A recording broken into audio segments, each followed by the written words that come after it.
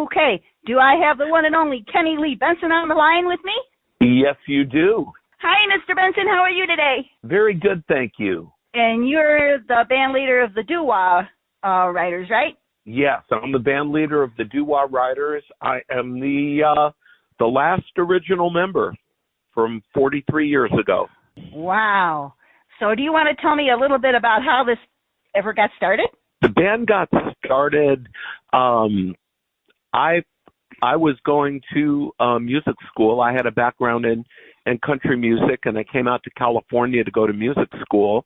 And a few people approached me about doing a country band, and I said, well, I'll do it, but, you know, we need to do original material. And at that time, I wanted to do Western swing. And so we put the band together. It was supposed to be something for fun and to do on the side, and didn't realize it was going to become my life. So you've never really done anything. You've never really done anything else, right? I have never really done anything else. You know, of course, when I was young, I had, worked construction, drove trucks, did all kinds of stuff. But since I was 24 when we formed this band, so I haven't really done anything else. Do you remember what your first performances were like and where they were? Oh, well, one of our first performances was at the Troubadour, which is a very famous club in Los Angeles. Mm-hmm. And someone we knew was putting together a bill and invited us.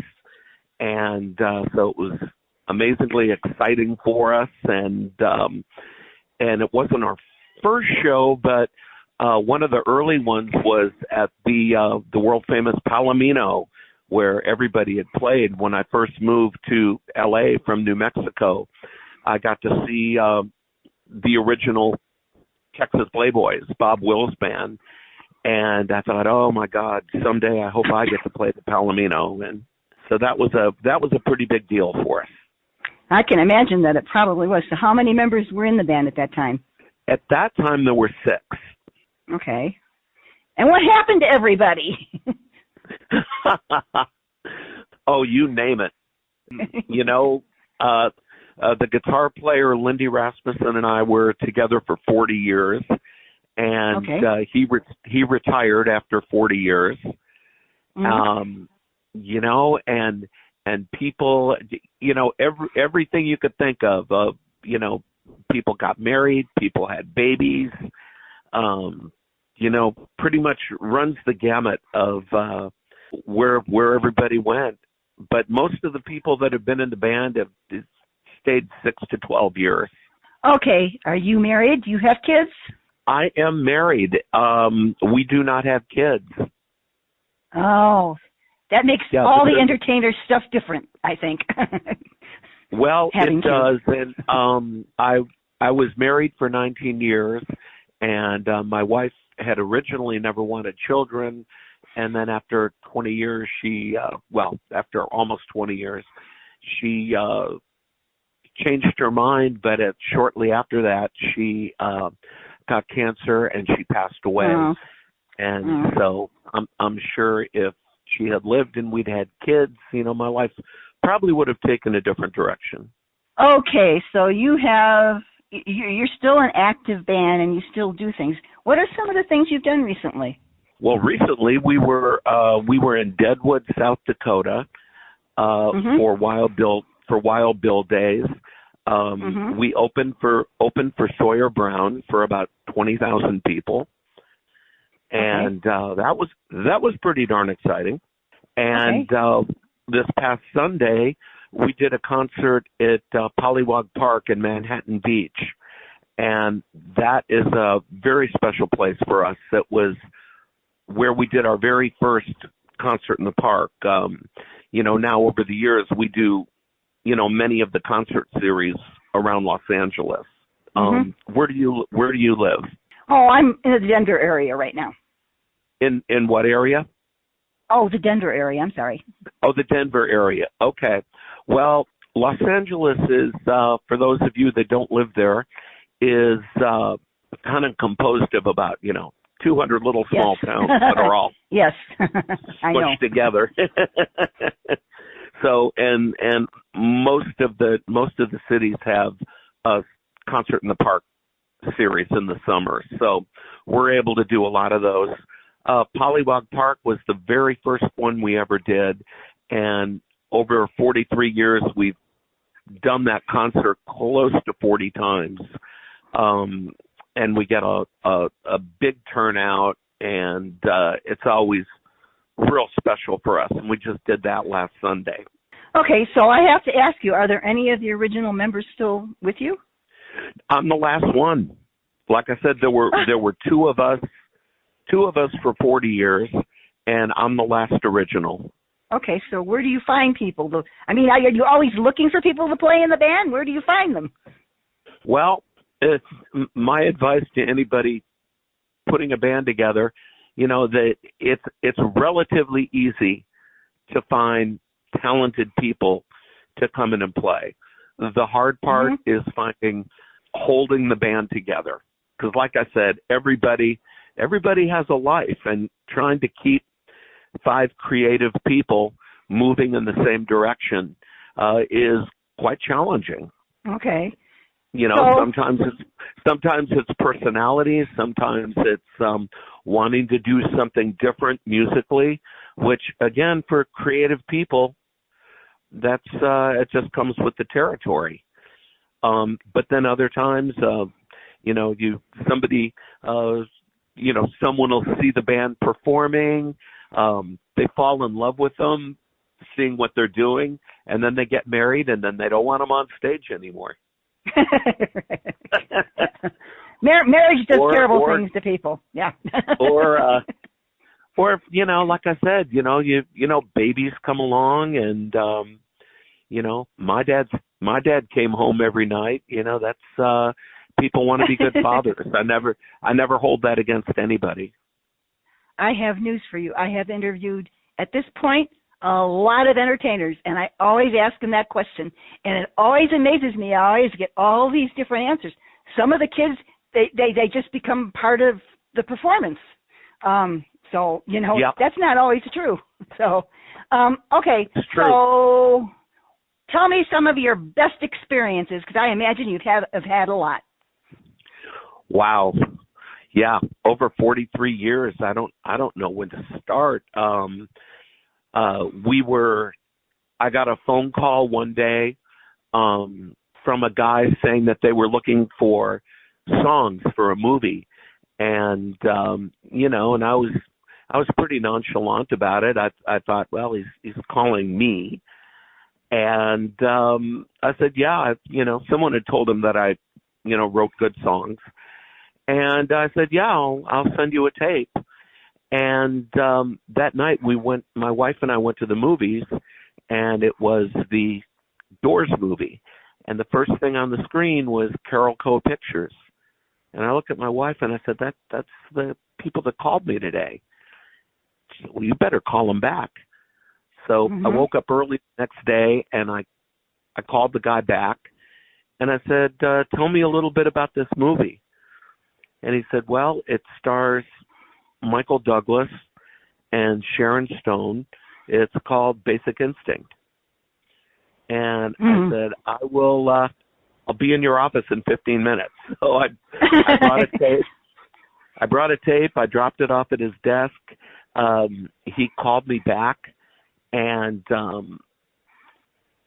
we got the job, and then they put us in the movie.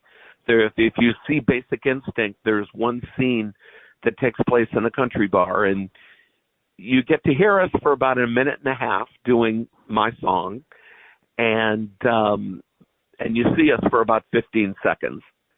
That's so cool. That was a pretty big deal. We were the house band for the Academy of Country Music for 16 years. And when they would have their different events, they had a few events during the year. They had, of course, the ACM Awards, which are huge, and a Christmas party and a golf tournament. And we would be the band that would back everybody up. Okay, that sounds like fun. And so, we got to back up Charlie Daniels and that has got to be a highlight of my life. His manager brought me over to talk to him at the golf tournament, and he said, he was such a gracious man, and before committing to anything, he said, listen, we have a 15-hour drive tonight, so if I only get up and do one or two songs, please don't be offended. And I said, oh, no, I get that. We're fine. And he said, did you learn any of my songs? And I said, well, we didn't have to. We're big fans of yours, so we know a lot of your songs. And he said, yeah, like what? And I said, well, Double Went Down to Georgia, Drinking My Baby Goodbye, the Long-Haired Country Boy. And, I was going on. After I got to about 8 or 9 songs, he got a little smile on his face, and he said, I think we're going to have a good time. He was on stage with us. He was on stage with us for over an hour. Oh, cool! And, that sounds like fun. It's for one glorious night, we were the Charlie Daniels Band. Yeah, that sounds like fun. It was amazingly fun, and like I said, such a gracious and nice man. And our fiddle player also played guitar, and one of the things that made him want to play country music was Charlie Daniels. So he was not about to pick up his fiddle. He was very very respectful and standing there with his guitar. And Charlie turned around and said, is that your fiddle? He said, yeah. He said, go get it.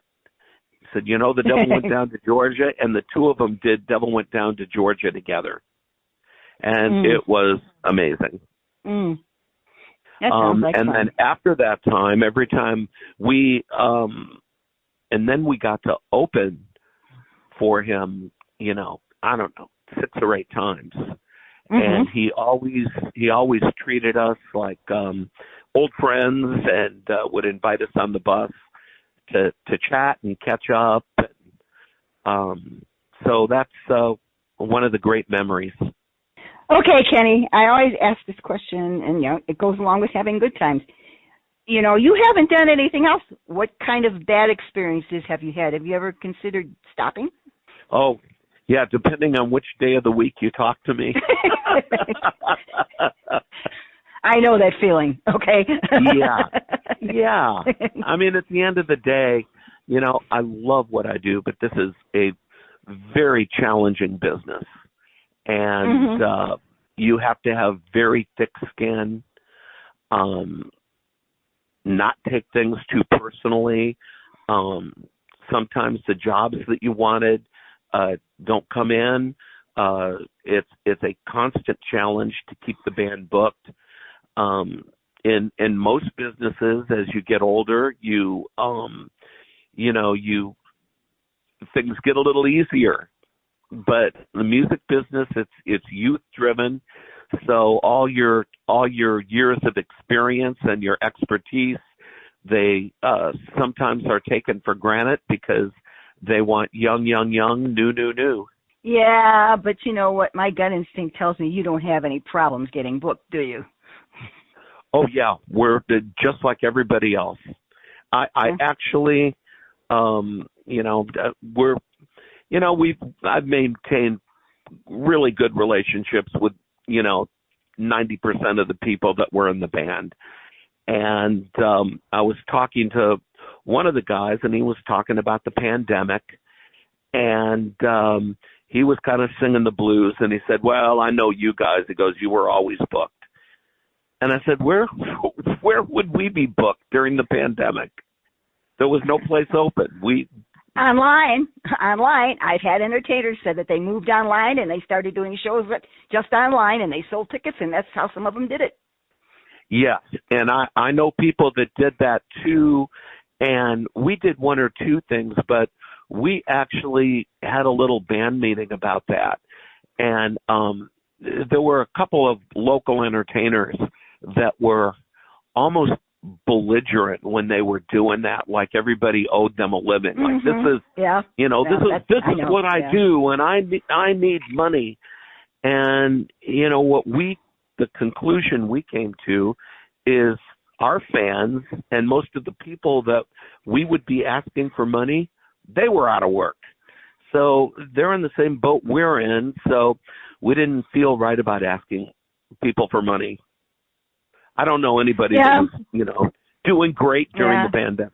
And, I've had some entertainers do that during the pandemic, and some of them made money, and a lot of them kind of put the sentiment out that you just put out, and and we lost a lot of county and state fair. We lost a lot of county fairs and a lot of festivals during the pandemic. We sure did. Sort of away. Yeah, they went bankrupt.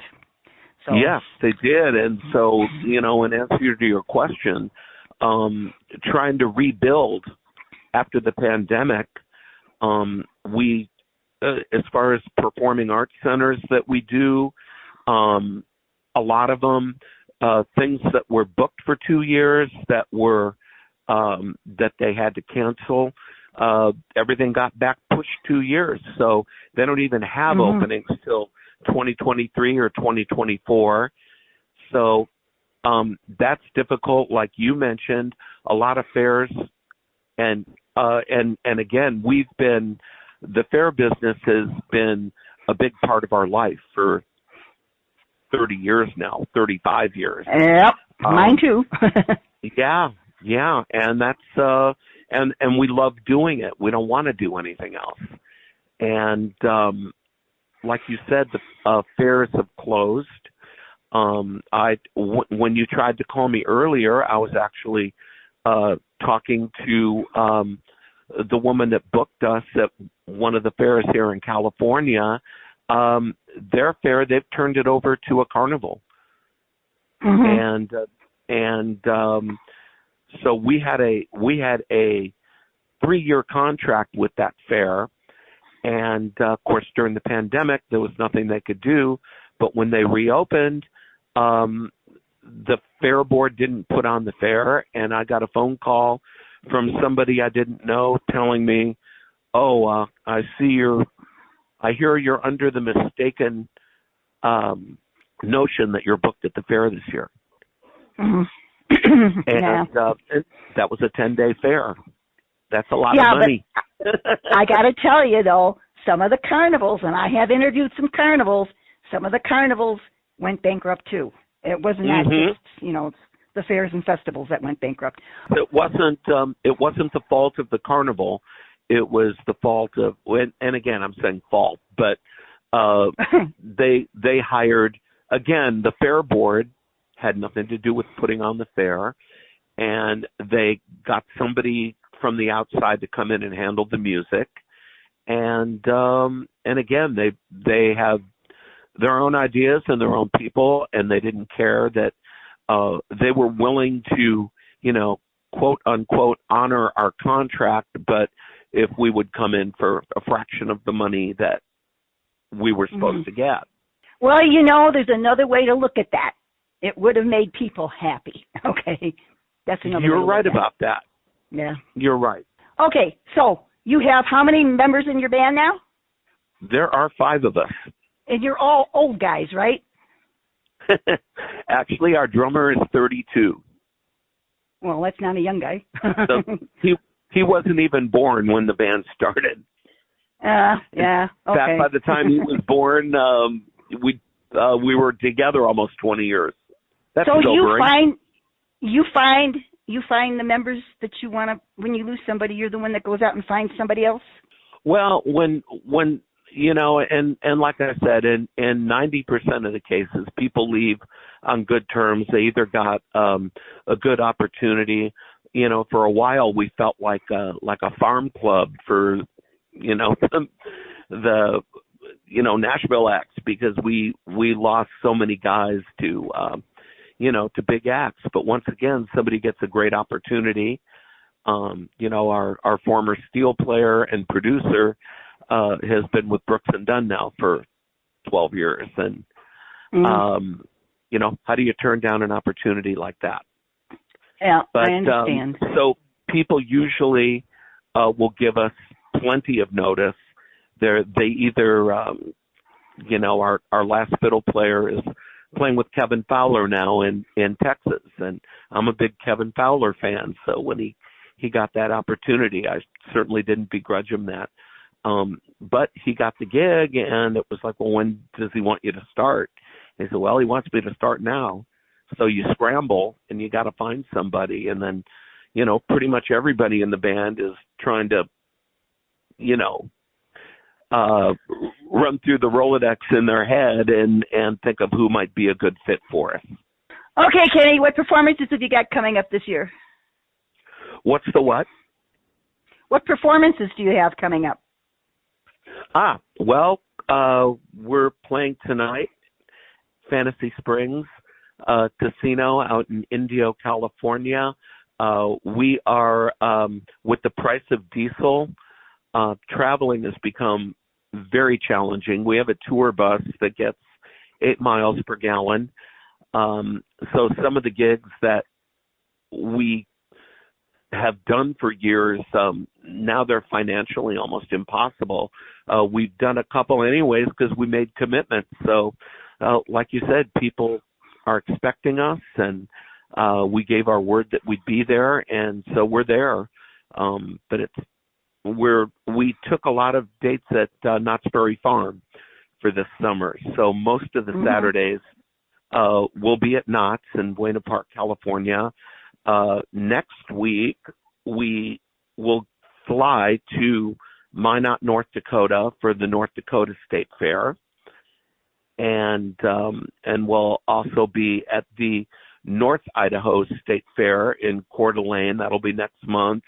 The Crook County Fair in Prineville, Oregon. Okay. And we'll be at the Antelope Valley Fair. We've got, like I said, we've got a lot of concerts in the park coming up. One in Glendora, California, one in La Habra Heights, Calamasa, Lancaster. Okay. So we're rebuilding.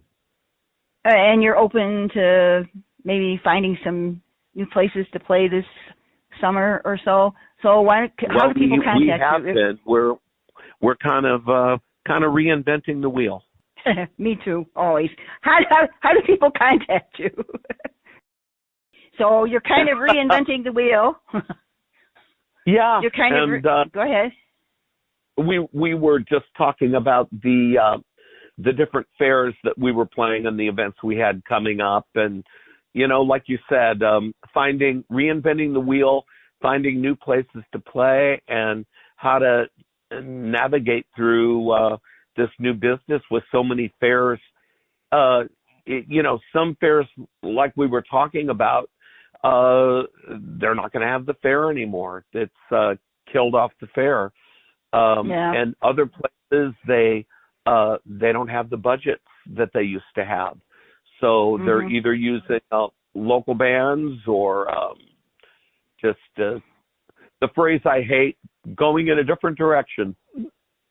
Well, Kenny, I listen to some of your YouTube videos, and they make me happy and make me smile, and smiling is important, so don't give up. Oh, thank you. No, we don't plan to, and we overall that's what we do. We're positive energy, happy music, making people happy. Okay, so here's the important part that you need to put in here. How do people reach you? And I'll post this a bunch of places online. I have a lot of following. So how do people reach you if they might be interested in booking you? www.doo-wahriders.com, and that's DOOWAH, riders, like riding a horse, RIDERS.com. The one thing I didn't ask you is, where did that name come from? I'm curious. Well, when we started the band, we, like I said earlier, I'm a big Western swing fan, a big Bob Wills fan, Asleep at the Wheel. We wanted to do Western swing. So the doo-wah is the swing part, like the Duke Ellington song, don't mean a thing if it ain't got that swing. Doo-wah, doo-wah, doo-wah. Yeah, So that's the doo-wah, and then the riders is the Western part. Sounds good. Now, over the years, our style has kind of changed, and it's evolved into what it is now, where we kind of almost have a Cajun or a Zydeco feel to our country music. Mm-hmm.